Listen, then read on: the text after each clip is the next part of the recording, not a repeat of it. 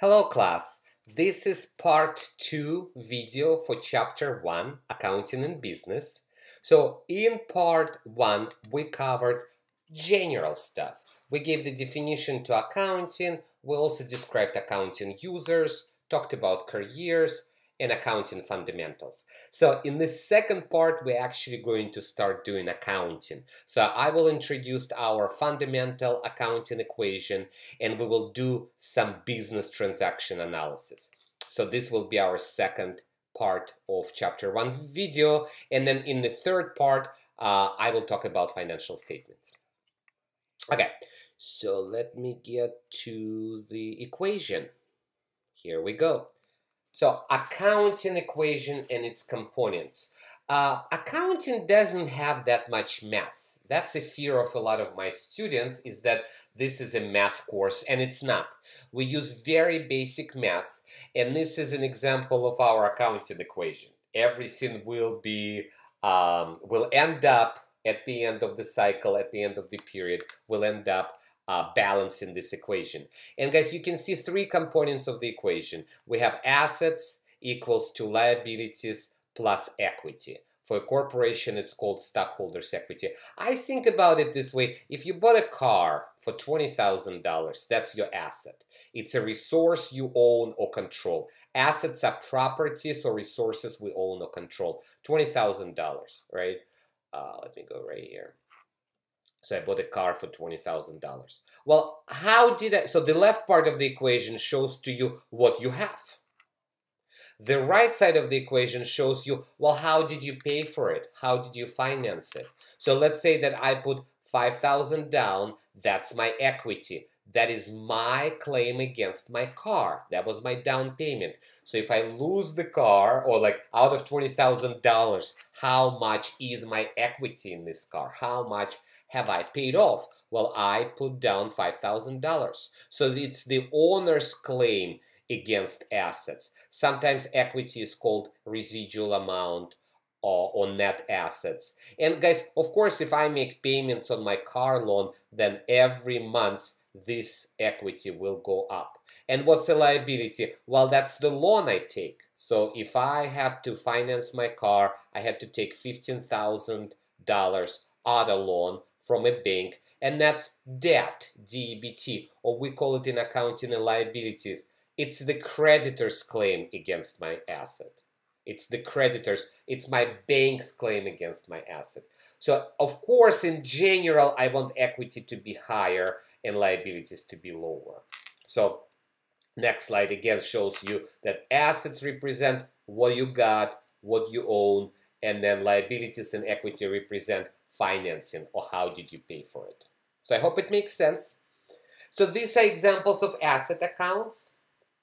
And guys, you are familiar with many of them. I want to mention a couple of things. Accounts receivables are amounts that are owed to us. We make a sale and we give our clients 30 days, 45 days, 90 days. It's like you go to the Apple store and you don't have to pay for a computer that you buy for 6 months. Well, this 6 months, Apple considers that amount accounts receivable. To Apple, it's accounts receivable, which is an asset. To you, as a customer, you owe money, and that is considered to be accounts payable, which is a liability. Prepaid expenses is a strange one. So we don't think about it in our personal finances. There is the word expense, but anything with the word prepaid is actually an asset. So like I prepay my car insurance 6 months in advance, just for convenience. From the business perspective, if I were a business prepaying my auto insurance, that would be considered to be an asset until I use it up. So prepaid insurance, prepaid advertising, prepaid rent, those are examples of assets. They don't become expenses until they're actually used up. And guys, I also want to mention here differences between equipment and supplies. Supplies are going to be used up within a year. They're more short-term. Equipment will be used for a few years. Notes receivable are very similar to accounts receivable. They're just for larger amounts of money, longer periods of time. riskier customers, and usually we charge interest. So an auto loan for the bank that gave you the money would be an example of note receivable. To you, it would be an example of note payable, which leads me to liabilities. Guys, liabilities are easy to identify. All of them have the word payable. Accounts payable, notes payable, wages payable. This is our debt. This is creditor's claim on my asset. This is that amount of auto loan that I owe. And guys, the only exception here is unearned revenue. Whenever you see the word unearned, it doesn't matter what follows. It says unearned sales, unearned revenues, unearned fees income. That is not a revenue account. The word unearned makes it a liability account. And guys, an example here is a gift card, right? You go to Starbucks, you buy a $10 gift card. But if you think about it, Starbucks got the money from you, but they didn't give you any service. They gave you a piece of plastic. So to Starbucks, that $10 is not, they are not allowed, according to the revenue recognition principle of GAAP we discussed in the first video. Starbucks cannot recognize it as revenue. So they would have to put it in this account called unearned revenue, which is actually a liability, which means Starbucks has debt towards me as a customer. And they will recognize it as a liability only when I go to the store and actually use my gift card to buy that cup of coffee. Only when they perform service, when they provide service, they sell me coffee. So liability accounts. And then guys, equity gets a little more confusing here, right? So when you think about stockholders' equity, I want you to think about two components. So in order for the company, corporation to start working, operating, they need to get capital, cash, and other assets. And because they have to hire people, they have to rent or buy a building and buy equipment and pay for advertising and research and development. So where do those monies come from, capital come from? It comes from investors, and it's called paid-in capital. The account we will use is called common stock. So pretty much investors pay in cash, they can pay in other assets, and we give them shares of stock. And then the company takes these assets, this capital, and start operating. And as the company operates, we start earning revenues, incurring expenses. And right here, revenue minus expense, this is our bottom line. This is our net income. This is profit. Instead of the word profit, we will be using the phrase net income or net loss, right? And then after the company earns net income, sometimes they decide to share part of that net income with the investors in the form of dividends. So revenues minus expenses minus dividends, which is easy to remember, it's RED, R-E-D. That's earned capital. That's the company's earned capital, or the account that we will use is called retained earnings. So two accounts for equity. One is called common stock. The second one is called retained earnings. And then you can see here, these are subgroups. Revenues is actually a subgroup of the equity. It's a subgroup of accounts. Expenses is a subgroup of accounts within equity. And dividends is by itself. I want you to take a look here that, retained earnings is a lifelong net income minus lifelong net loss minus lifelong dividends. So you can see that Amazon, that started in 1995, actually took them 1, 2, 3, 4, 5, 6, 7, 8, 9 years to start making profit. But all these losses are added up. They are accumulated in the retained earnings account. So first year we lost $300,000. Second year we lost, Amazon lost $5.8 million plus negative 0.3 gives them negative 6.1 plus additional loss. So by the time they started making profit, Amazon had over $3 billion negative balance in their retained earnings. And as they start making profit, net income, that negative balance starts going down. So even though it took the company 8 years, I'm sorry, 1, 2, 3, 4, 5, 6, 7, 8, 9 years to start making profit, it took Amazon 1, 2, 3, 4, 5, 6, 7, 8, 9, 10, 11, 12, 13, 14 years to start seeing a positive balance in their retained earnings account. Okay, so let's take a look at this quick study 1-8, which is on page 31. So we have our fundamental accounting equation. So let me go right here and use the accounting equation to compute the missing financial statement amount. This is very easy, right? So I'm missing liabilities. What is liabilities? It would be asset minus equity, right? Assets is 75,000, equity is 40,000, so this is the amount of liabilities. What about assets missing? I need to add liabilities and equity together. I get $95,000. And then the last one, how do I find equity? Again, it's assets minus liabilities, or in this example, it's $65,000.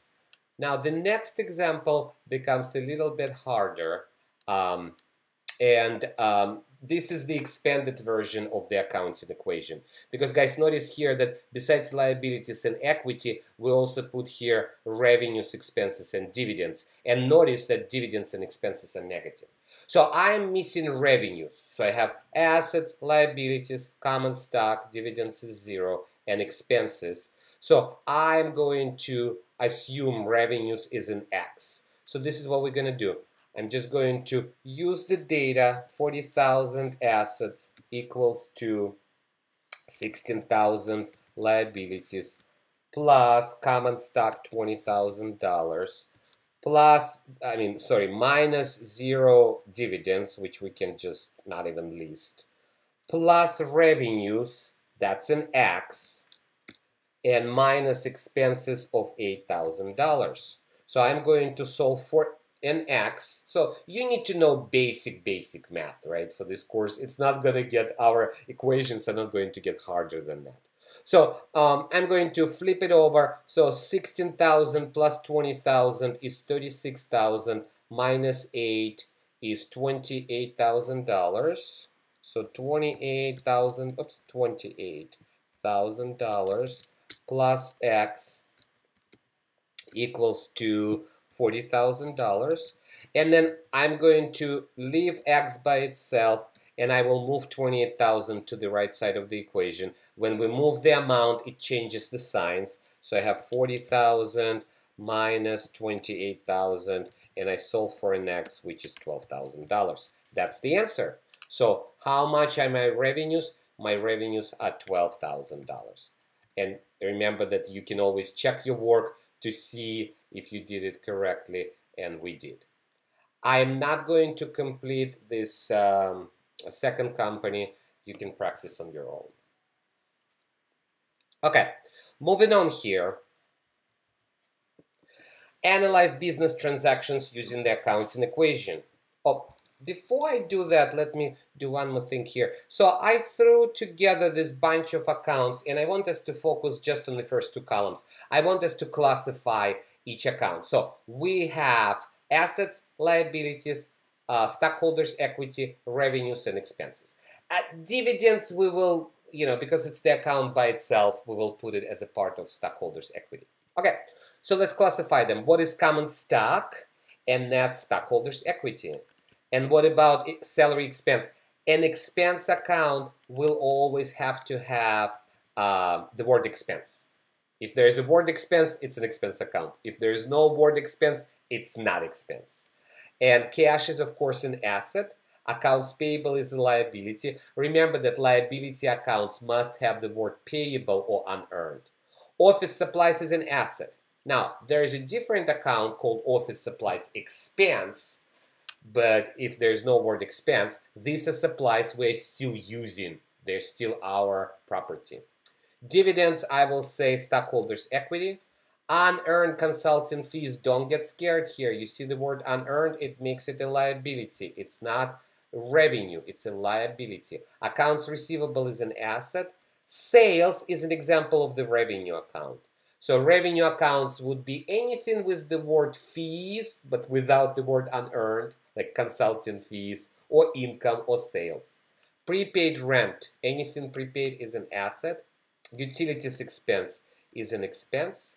Land, building, these are assets. Retained earnings is an example of the stockholders' equity. Rent expense is an expense. And fees income is an example of revenue. So this is the classification of the accounts. Okay, so let's do transaction analysis. I'm going to use problem 1-9a, which is on pages 40-41 in your textbook. 1-9a. I will get started here. So this is some of the rules. So let me go to this problem. Okay. So we have all these transactions, right? These are building blocks. These are economic events. We're going to look at them and classify them. And when we classify them, we're going to put them in at least 2 accounts. So this is the very important rule. Each transaction, this is called business transactions. Business transactions. Each business transaction will impact at least 2 accounts. Could impact more. It will never impact just 1 account. It must impact at least 2 accounts. And when I record these accounts, my fundamental accounting equation must stay in balance. My left side and my right side should remain equal. Let me make it a little bit smaller. Okay, so you can see here that they set up a table for us. We have 1, 2, 3, 4, 5 asset accounts, 1 liability account, and under equity, you've got your common stock, dividends, revenues, and expenses. So we're going to read each transaction, and then we're going to record it. So Sanyu Sony started a new business in December. He transferred, I don't know if it's a he or she, they transferred 65,000 cash from a personal savings account to a checking account in the name of the business in exchange for common stock. We're doing accounting records, we're recording, doing books for the business, not for the owner. For Sanyu, this cash goes down for their personal account, but they're transferring it to the business account. So we're doing books for the business. So cash is received. We cannot start a business with a negative cash. So cash goes up. So for the first transaction, I'm going to record $65,000 positive. Oops. And in exchange to common stock, so I'm also going to record $65,000 positive. Right here. And guys, if you think about it, right, my asset is equal to liabilities plus equity. So always keep in mind that this equal sign must remain in balance. Second transaction, in the second transaction, the company, I always say instead of the word the company, say we or I. I rented office space and paid 1,000 cash for the December rent. Now, when you pay for 1 month, that's rent expense. When you prepay, which is not an example here, it will be for a few months. So we paid cash, cash goes down, it's $1,000 cash. I will put negative. And expenses, I will put also negative. Notice that we do not use the negative sign, instead we use parentheses, but connect will transfer it to parentheses. Now, you can always check your work. Again, this is not this is not a part of your homework probably, but I'm just saying in general, when you do your homework, you can always check your work. Now, expenses went down and cash went down. We're in balance. Transaction number 3, the company purchased 13,000 electrical equipment by making a down payment, cash, so this is a down payment, and agreeing to pay the remainder, the balance, in 30 days. So this is an example of a transaction which will impact 3 accounts, right? So we are buying electrical equipment. The entire amount is the electrical equipment. It doesn't matter if we paid it off or not. Partially we paid cash, so they tell you that we paid cash of $4,800, so that's negative. And the rest, which is $8,200, goes to accounts payable as an increase. So this is another typical mistake. AP liability goes up when we owe more money. You can kind of think of it, it's not exactly true, but kind of like a credit card. You charge, so your balance goes up. When you pay it off, it will go down. Again, look at the left side. One asset went up, 13,000. Another asset, cash, went down. What's the difference? My total assets are $8,200. My right side of the equation also went up $8,200. So we are in balance. And transaction number, not transaction, December, I'm sorry, I'm missing 4. December 5th. We, or I, purchased office supplies by paying $800 cash. So we pay cash, don't forget the negative. We acquire office supplies. Look at this. There's no difference now, right? There's no change in asset. One asset went down and another asset went up. So what's the change in total assets? 0. Do I have to put anything on the right side? No. Is this an expense? No. We talked about the GAAP principles. You recognize the expense when it incurs. When I buy supplies, I have not used them yet. They are not an expense until they're thrown away. They're done. When I buy supplies, it's considered to be an asset.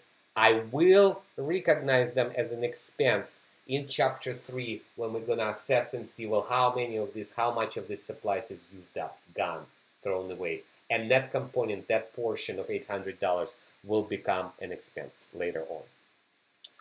December 6th,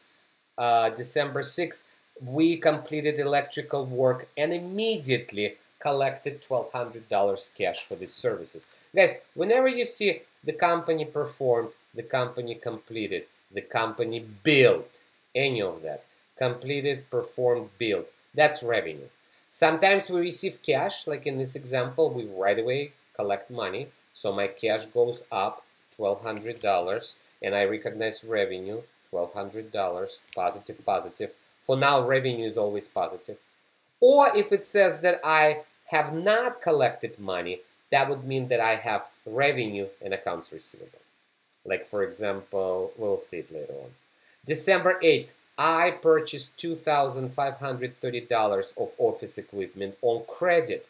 So I am buying 2,000 on the 8th, $2,530 of office equipment on credit. And on credit means I'm not paying cash. So my accounts payable also goes up. Transaction number 15, I complete electrical work. So that means revenue. Doesn't matter cash or no cash. That's the revenue recognition principle. Work on credit. The phrase on credit on account means I have not been paid. I'm not paid. So $5,000 goes to accounts receivable. $5,000 goes to accounts receivable and $5,000 goes to revenue. So guys, this is how we're going to do I'm not going to finish up here. This is how we're going to do business transactions analysis. A lot of your homework is practicing here. Accounting in the way is very similar to athletics, to sports. You have to practice to get it. And you must understand it. You cannot memorize it, right? So these types of transactions, you probably have about a dozen of different types of transactions only. There are plenty of examples in your homework, in Learn Smart, in the textbook. Practice, practice, practice until you understand this language used in these transactions. So again, guys, we are done with the second part of the video. We talked about the accounting equation, different groups of accounts. You learned how to classify accounts, right? We classified accounts right here. And then also, guys, we did the business transaction analysis. I will continue with part 3 when we will finish chapter 1. Thank you so much.